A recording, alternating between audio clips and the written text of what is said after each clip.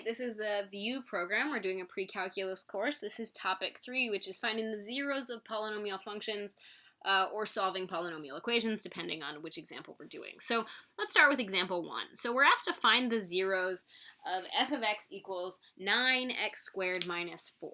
So the first thing is that zeros means the y equals 0. So we're going to say 0 equals 9x squared minus 4. Now there are two ways to do this. Because there's only one power of the variable, you could actually use what we call SADMEP, which is basically just order of operations backwards to solve this. You could do subtraction and addition first, which would mean you'd solve for x by adding the 4. So 4 equals 9x squared. You could do division and multiplication in x, which is, again, this is just PEMDAS backwards, so you'd get 4/9 equals x squared. And then you could deal with the exponent by taking the square root, and you'd get plus or minus the square root of 4/9, which is plus or minus 2/3. So your x would be a 2/3 or a negative 2/3. And that's totally right and absolutely fine and great. That's one way to do that. The reason you can do that is because there's only a single power of x. There's an x squared, but there's not also a linear x, like you'll see in example 2. Now, there is another way to do that. So we're going to get to the same answer in a different way. I'm going to erase this, and you can always go back because it's a video. So I could notice that this is a difference of squares. This will factor into a 3x plus 2 times a 3x minus 2, right? Because 9x is 3x quantity squared, so that's my a. 3x is a. And 4 is 2 squared, so that's my b. So a plus b would be 3x plus 2, and a minus b would be 3x minus 2.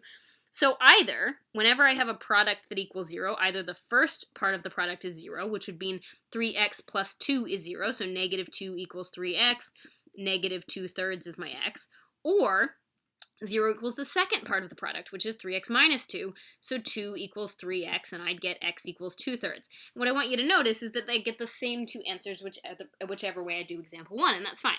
All right, so let's talk about example 2. Now, in example 2, I don't have the luxury of doing SADMEP, right? So in example 2, I have two different powers of x. I have an x squared and also a linear x. So I go ahead and set this equal to 0. Now, some of you are probably thinking, but Hogan, I know the quadratic formula. Why wouldn't I just do that? And absolutely, you could do the quadratic formula.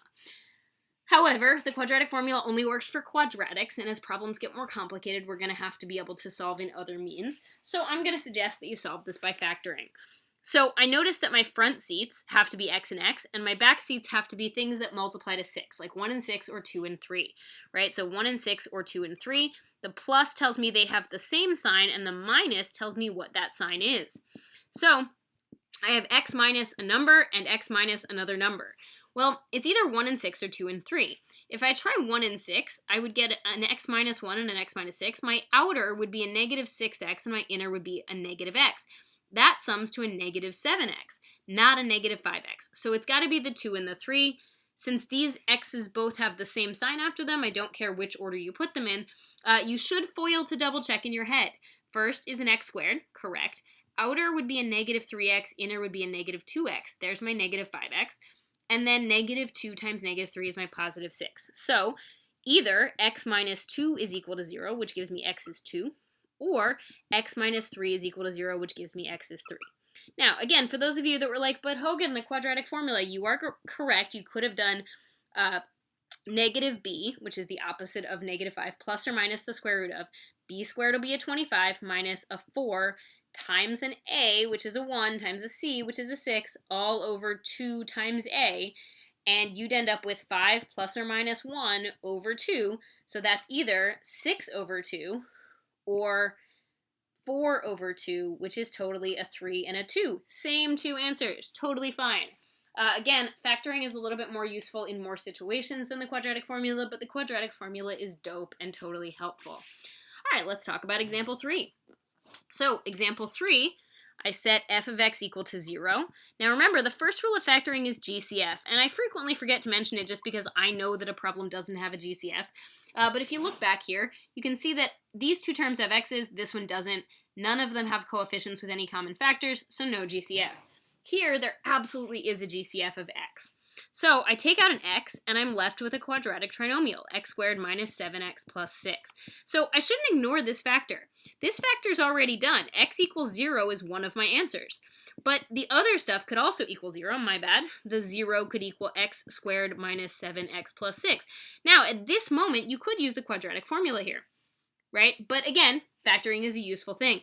As you get better at factoring, you don't have to put so much thought into it. So I know my front seats are x and x.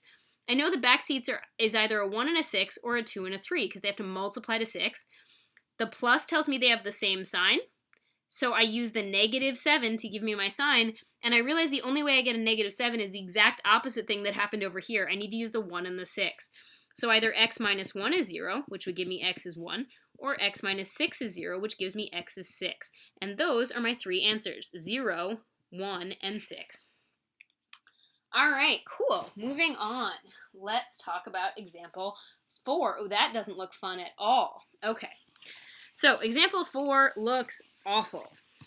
I probably wrote it a long time ago, and we're in for some suffering, but it's fine. Okay, so example 4. We're supposed to find the zeros of f of x equals 2x to the 4th minus x cubed minus 29x squared plus 34x plus 24. Yikes. Okay, so right away, this is a synthetic division problem. Here's why. Number 1, there's no GCF. The x cubed doesn't have a coefficient, so that rules out factoring out a number other than -1, which won't help. And this term doesn't have an x at all, which means there's no way there's anything in common. It's got 1, 2, 3, 4, 5 terms, so that rules out even trying grouping because it doesn't have an even number of terms. So I jump right to the crazy Hail Mary option, the last-ditch effort. We're going to use synthetic division. So remember, I want to check with factors of 24. So 1, 2, 3, 4, 6. You might be thinking, oh my gosh, why are there so many factors of 24? And you are not alone. There are a ton of them, right? So I want to try factors of 24, and I'm going to start positive and then negative with the easiest numbers I have, okay? So let's start. Oh, by the way, this is a great time to cheat on your calculator. If a teacher tells you to do this by hand, you can still do it by hand, but use a calculator to inform which zeros will actually work. If you graph this as y1 in your calculator and look for where the x-intercepts, all you need to know is which one of these numbers works. Then you conveniently guess the right number in synthetic division. You're still doing all the work by hand, but you're saving yourself all of the hassles of guessing. It's sort of like if you're that person that accidentally kind of peeks over the battleship board and spots how somebody is like conveniently located in a certain area. So it's kind of cheating, but depends on what your teacher says. If your teacher says no calculators at all, that would be cheating. If your teacher says show the work by hand, but you can use a calculator for other things like calculating values and whatnot, then it would be fine to use it to help you guess. So let's walk through some synthetic division. So I try 1 first because that's my first guess. I list the coefficients in order. So 2, -1, -29, 34, 24. Okay, and remember my remainder is going to go under that 24. So when we do synthetic division, we drop this number straight down. I get a 2, and then I multiply. So 1 times 2 is a 2, add straight down to get a 1. 1 times 1, add straight down to get a -28. -28, add straight down and get a 6. I get a 6 here. I'm just going to go ahead and write the word no. I know it's not a 0. 24 and 6, not a 0. So as soon as it doesn't work, I just move on. I try again. -1, 2, -1, -29, 34, 24.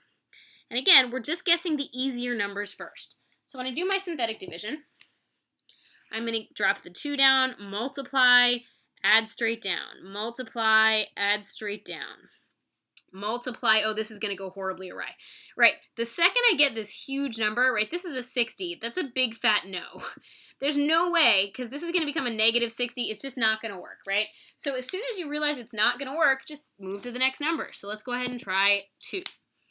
All right, so I'm going to try 2, -1, -29, 34, 24. Okay, drop the number down, multiply, add straight down, multiply, add straight down, multiply, and why is math hard sometimes? Sure enough, that's a -12. Multiply, hey, there we go. Cool. All right, so notice that this one worked, right? So once I get a number that works, that tells me some stuff. Okay, the first thing it tells me is I now know one of the factors. It's an x minus 2, right? I also know the rest of this function is going to be, I start the number here, x squared, x cubed. So I get a 2x cubed plus 3x squared minus 23x minus 12. Now that's great, except this is going to require more synthetic division, right? So the good news now is I only have to look at factors of 12. The other bit of good news is I can rule out the ones that I've already tried and failed. So let's go ahead and keep doing synthetic division. Again, I did mention that this was not a super easy problem. So we know for the record the first answer is x equals 2, right? The 0, this first 0 that worked was x equals 2. I know that that works. So now I'm going to have to use my new polynomial, right? The 2x cubed plus 3x squared minus 23x minus 12. That's what I now need to keep dividing. So I already have the x equals 2. That's my first answer. But now I need to find when 0 equals 2x cubed plus 3x squared minus 23x minus 12, right? So my suggestion is that you start at the one you left off at, because sometimes it works again. Sometimes something has a root that repeats. So we can skip 1 and -1 because we already saw that they didn't work. But sometimes something works multiple times. So in case 2 is a root multiple times, we should make sure we try it. So we're going to go ahead and try it. So I drop this down, I multiply, add straight down, multiply, add straight down, and nope. So it didn't work this time, so that's a no, right? No. So we go after 2, we jump right to -2. So let's try -2. So I try -2 with the 2, 3, -23, -12. So we drop the 2 down, multiply, add straight down, multiply, add straight down. That's a no, right? 2 times the -21 is going to be too big. All right, after -2, we try 3, right? And we just keep doing this. And I know it's super duper redundant and awful. Like I said, if you had a calculator, it is not in any way cheating, unless your teacher expressly tells you not to say, hey, I'm going to use my calculator to see what the zeros are. But here we are, so I'm going to finish it out. I drop the 2 down, I multiply, add straight down, multiply, add straight down. Hey, look, that's a winner, right? I got a 0. So the next one I know it works is x equals 3. So far we have 2 answers, right? So far we have x equals 2, which we got up here, x equals 3, and now what's left is conveniently a nice regular old quadratic. I now have a 2x squared plus 9x plus 4 equals 0. You could either use the quadratic formula or you can factor. I notice the front seats have to be a 2x and an x, right? I notice the back seats are either a 2 and a 2 or a 1 and a 4. Well, I can tell you right away that it's not a 2 and a 2, and here's why. You see how there's no GCF here? There's no GCF in 2x squared plus 9x plus 4. That means that I can't have a GCF in either of these two individual parentheses. So a 2x plus a 2 or a 2x plus a 4 would have a GCF. So this has to be a 2x plus 1 and an x plus 4. And you can check that by foiling out. 2x squared, outer is an 8x, inner is an x, and last is a plus 4. So 2x plus 1 is 0, which gives me x is -1/2. Or x plus 4 is 0, which gives me x is -4. So those are my 4 answers. X equals 2, x equals 3, x equals -4, and x equals -1/2. And those are my 4 zeros. Again, really, really long problem to do by hand, but there you have it. All right, so let's go ahead and talk about examples 5 and 6, which will be much faster than this. This was by far the hardest example. So in 5 and 6, we're actually not asked to find the zeros. In 5 and 6, we're asked to solve the equation. So in example 5, we are given 9x equals 10 minus x squared, and we're asked to solve.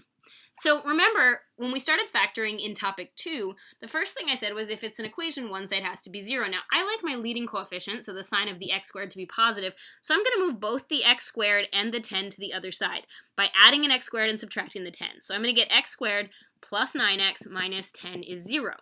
Now I'm going to factor. I see that this doesn't have a GCF, and it's a quadratic trinomial. So my front seats have to be x and x because they're an x squared. And my back seats have to be things that multiply to 10, so 1 and 10 or 2 and 5, and they have to have opposite signs. That pretty much sells me on the 1 and the 10. I want a positive 9x, so if I make the 10 positive and the 1 negative, now I can check my answer. When I FOIL, I get x squared plus a 10x minus a 1x. Well, there's my plus 9, and then minus a 10. So either x minus 1 is 0, which is x equals 1, or x plus 10 is 0, which will give me x is -10. So those are my 2 answers in example 5. Last example, and then you'll do some practice, is example 6. We're still solving. So in example 6, we have a 4x to the fourth plus a 15x equals a 12x cubed plus a 5x squared. So again, if I have an equation with different things on different sides, I need to move everybody to one side. I see the highest power is the x to the fourth, and I like to keep that positive. So I'm going to move both of these guys over to the other side by subtracting them.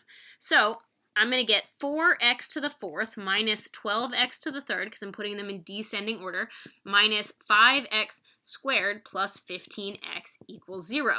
Now, I look for a GCF first, and there is one. There's an x. You can't just divide by your x here, even though you see there's an x and everything. So I take out an x, and what's left is a 4x cubed minus 12x squared minus 5x plus 15. So my first answer is that x is 0. But the other stuff could also still all be 0, right? So this is my first answer. Now I'm going to factor the rest, right? So I notice that this has an even number of terms, so I try grouping, and sure enough, the ratio of 4 to negative 12 and negative 5 to 15 is a 1 to negative 3, essentially. So that means grouping's going to work. So I factor out a 4x squared, and I'm left with an x minus 3. It is just a coincidence that every time I do this, it's been an x minus 3, guys. Minus a 5 times an x minus 3 equals 0. So when I factor out that x minus 3, I'm left with 4x squared minus 5. So either x minus 3 is 0, which is going to give me x is 3, or 4x squared minus 5 is 0, which is 4x squared is 5, x squared is 5 fourths. So my x, and I'm a little bit out of space, so we'll do it over here. My last answer is that my x is plus or minus the square root of 5 fourths. And I'd probably leave it like that. You could also make this plus or minus root 5 all over a 2, because root 4 would be a 2. So I end up with, if we just want to clean this up a little bit, my answers to example 6 are the, so for number 6, my answers are x equals 0, which we got by taking out the GCF, x equals 3, and x equals plus or minus the square root of 5 fourths. So those are my 4 answers to example 6.